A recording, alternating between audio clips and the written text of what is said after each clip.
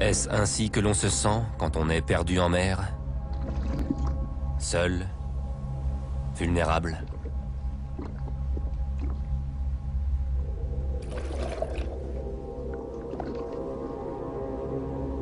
Pourtant, Mike ne fait que commencer à explorer nos peurs les plus profondes.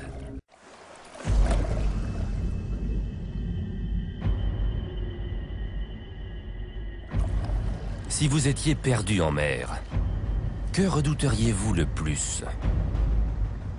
L'hypothermie? L'épuisement? Ou bien les requins?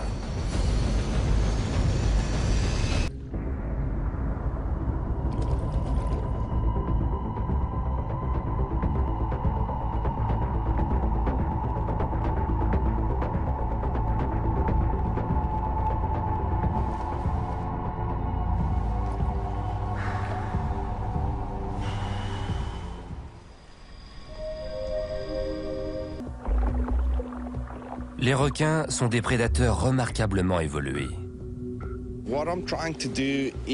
J'essaye de faire en sorte que les gens comprennent mieux ces animaux. Dans son esprit, ces poissons ne sont pas des machines à tuer bêtes et méchantes, mais des animaux doués d'une psychologie complexe et subtile. Mike rentre chez lui pour plonger dans des eaux encore plus froides et plus agitées. Chez lui, c'est dans la province du Cap, en Afrique du Sud, dans la capitale mondiale des Grands Blancs, Gansbaï. Pour cette plongée, il va devoir mettre en pratique tout ce qu'il a appris.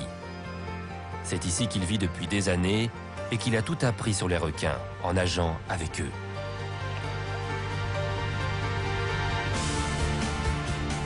Il étudie leur comportement sous tous les angles.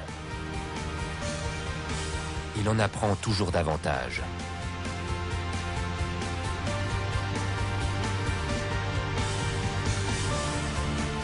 Il s'approche toujours davantage,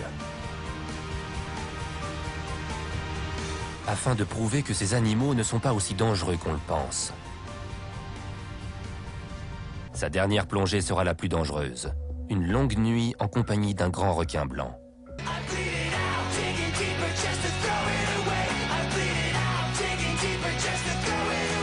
Il doit maintenant préparer sa troisième nuit avec le plus légendaire de tous les requins. Le grand blanc.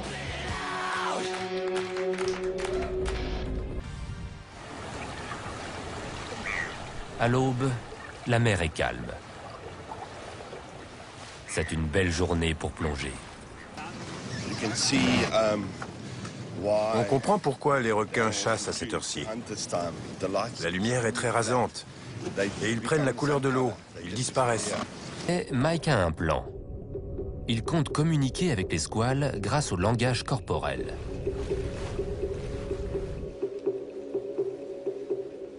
Ce premier face-à-face lui apprend que ce n'est pas la femelle de tout à l'heure, mais le mâle de 5 mètres de long.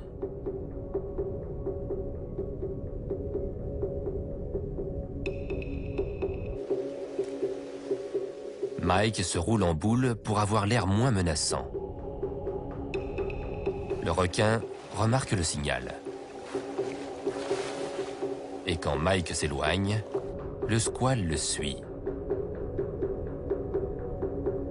Le battement des palmes attire son attention. À côté du poisson, Mike est minuscule. L'animal nage vers le fond.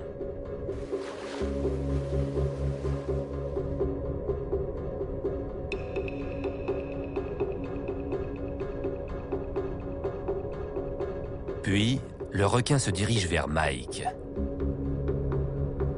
qui se met en position pour se retrouver nez à nez avec lui afin de minimiser le risque d'attaque.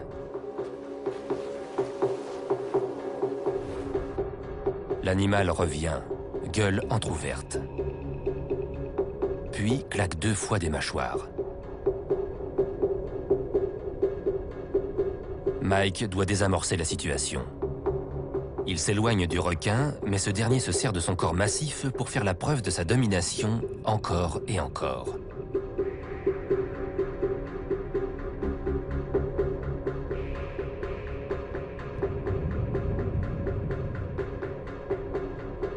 Mike est obligé de battre en retraite.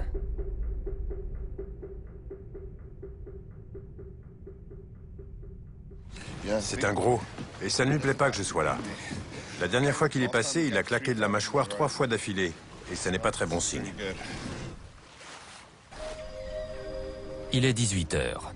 Le compte à rebours a commencé. La mer Dorée semble paisible.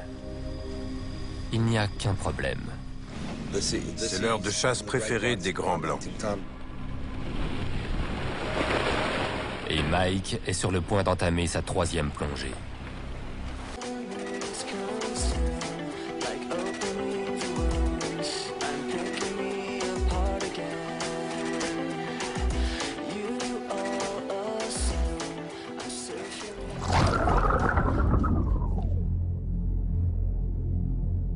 Mike doit trouver une zone plane sur le fond pour s'installer, car le requin attaque par en dessous. Le plongeur est déjà en infériorité numérique. Les Grands Blancs sont rarement plus gros que celui-ci, qui mesure près de 6 mètres. Pourtant, leur livrée les rend presque invisibles, jusqu'à ce qu'il soit trop tard.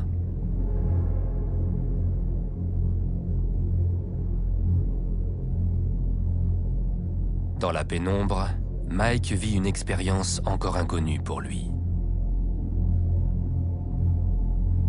Il est entouré par des ombres.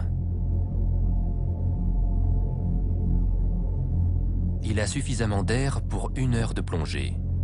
Ensuite, il devra faire surface. Il va devoir utiliser toutes les astuces qu'il connaît pour passer une nuit en compagnie des Grands Blancs.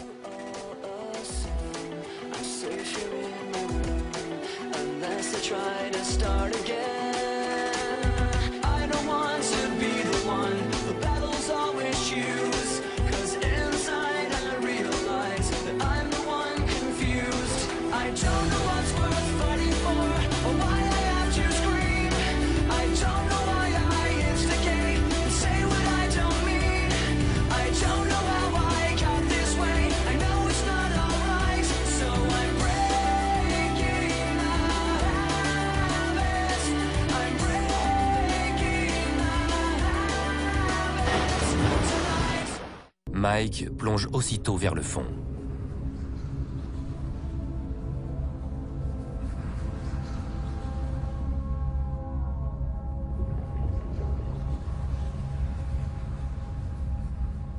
Il n'a que quelques mètres de visibilité.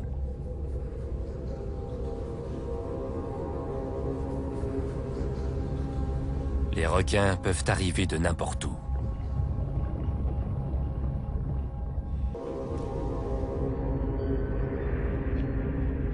En voilà un.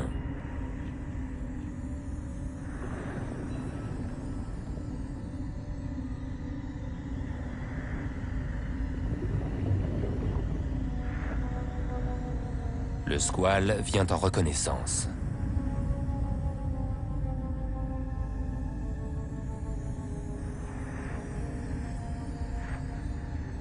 Une otarie à fourrure d'Afrique du Sud excite l'intérêt des requins.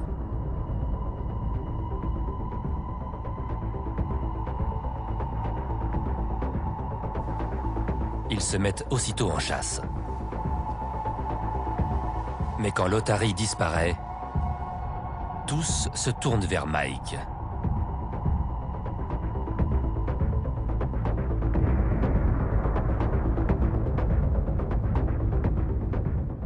Il l'évalue.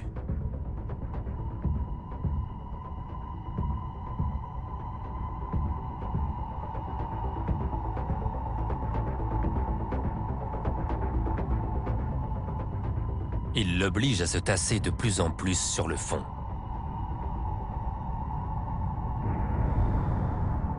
Mike va bientôt devoir remonter pour prendre une nouvelle bouteille, mais la route est bloquée. Il arrive à contrôler ses mouvements et son rythme cardiaque. Les squales se montrent curieux, mais semblent faire la différence entre lui et l'otarie. La preuve, ils se tiennent à distance. Désormais, Mike en a le cœur net. Il sait qu'il est capable de plonger avec des grands blancs, même de nuit.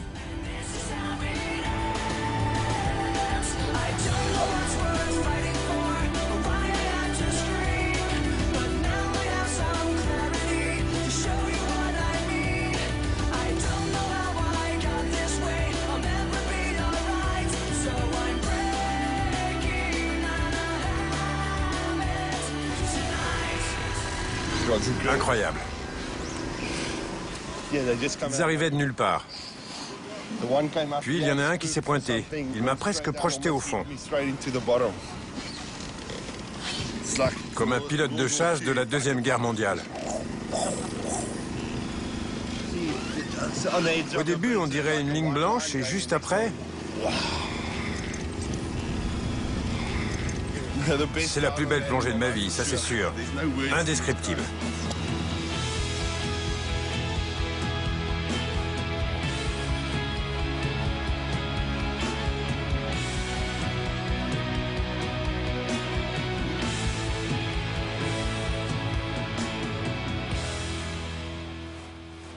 Mike a risqué sa vie pour démontrer que les requins ne sont pas aussi dangereux que nous le pensons. Et il a survécu. Il a observé la vraie nature des requins. Celle de superprédateurs qui préservent l'équilibre délicat des océans. Il est allé au plus profond de nos peurs. Il a affronté les épreuves et les périls pour prouver quelque chose. Que l'animal dont l'aileron qui fend la surface doit être respecté et peut être compris. Il nous a montré qu'une nuit parmi les requins peut être une merveilleuse aventure. Si vous dites à quelqu'un que vous allez plonger de nuit avec les grands requins blancs, on va aussitôt croire que vous êtes complètement fou. Nous, on y est parvenus. En ce qui me concerne, je suis convaincu que ces animaux chassent la nuit. Mais que même à ce moment-là, nous ne figurons pas à leur menu. Les requins sont des animaux dangereux. Mais Mike nous a montré comment minimiser les risques d'attaque.